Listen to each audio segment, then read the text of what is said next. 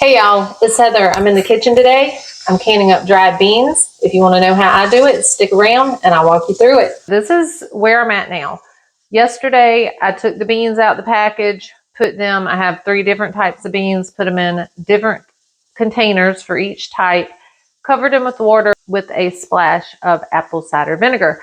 And so now we're just at the part where we're going to drain them. This is the black beans, or some of them, about half of them. And look at that liquid. It's so pretty. I'm going to spill it and make a mess. Anyway, we're going to just dump these and drain them. Instead of trying to sit here and rinse them with the water, I have found it's better just to put them back in.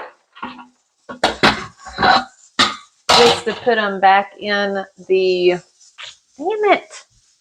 Got some more light now. I found it's better to put them back in the bowl that you're soaking them in and just rinse them again and strain them.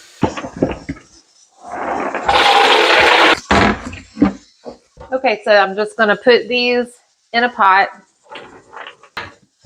Once I've strained them, rinsed them, strained them again, I'm just going to put them in the pot that I'm going to do my pre-cook in. And I want to cover them with about 1 inch or 2 of water. The reason I didn't use this is city water. I have a filter. I filtered my water. If you had a question about why in the world are you not using the water out the faucet, there's the answer. Now what we're going to do, we're going to put these on the stove, get them up to a boil, then turn them down on low where they're just simmering. And I'm going to let them simmer for about 30 minutes.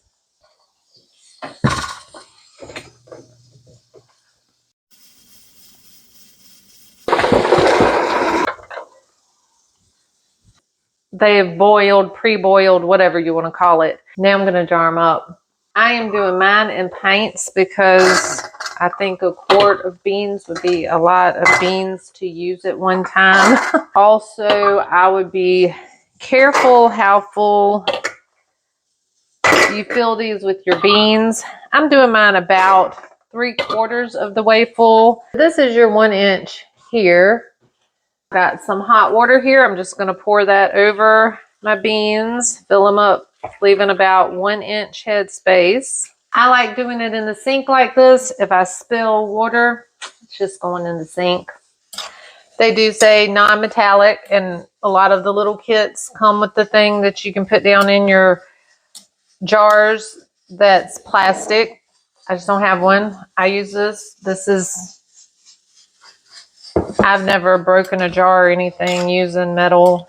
Maybe it scratches the jar. I'm not sure. I used it. If you don't want to use it, don't use it.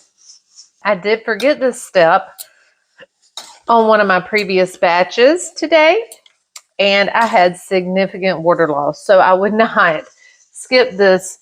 And I didn't skip it on purpose. I just forgot. And once they were in the canner, I did remember.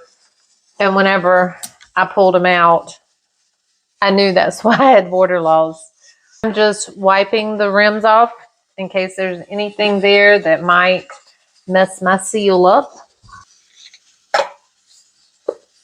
Lids and rings.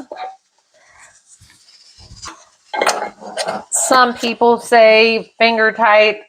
I just put the rings on there. I've done it both ways and I don't see a difference. I say do some trial and error for yourself and see which way you like. My canner's still running, so what I'm doing is putting my extra jars in the oven. My oven's on the lowest setting. It's keeping everything warm so I don't have to start my canner over with cold water. Today, that's very important for me because I only have 1 canner and I have a ton of beans to do.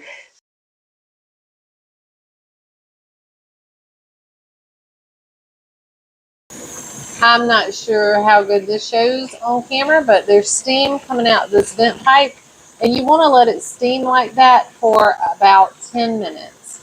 All right, it's been 10 minutes, so we're going to put our weight on here. We're looking for 10 pounds of pressure. When we get there, we're going to let this go for 75 minutes. I have my pressure up to right around 10 pounds. It might be like 11, but I'm fine with that. I just don't want it to go under 10 pounds. And I'm going to run this for 75 minutes. Our timer just went off, and we're going to wait for this pressure to come down naturally. We don't want to take this off and speed it up or anything. I found that that does contribute to water loss out of your jars. So you're going to wait for this to come completely down on its own.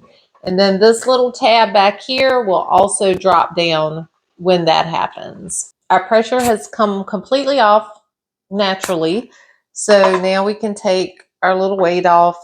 This tab back here is now down. I'm going to let this sit about 5 minutes before I open it. I just cracked the lid. I'll leave it like that for 10 minutes, and then I'll pull the jars out. I'll move these because they're cool enough to go onto the counter, and I'll put my hot jars right here on the cutting board. And that's it. That's the way I do my beans. Hopefully this gave you some inspiration to maybe try doing this yourself. Like I said, this is the way that I do it. I consider myself not a teacher, but I do enjoy sharing the things that I love doing and that I'm passionate about. So thanks so much for watching. We'll see y'all next time.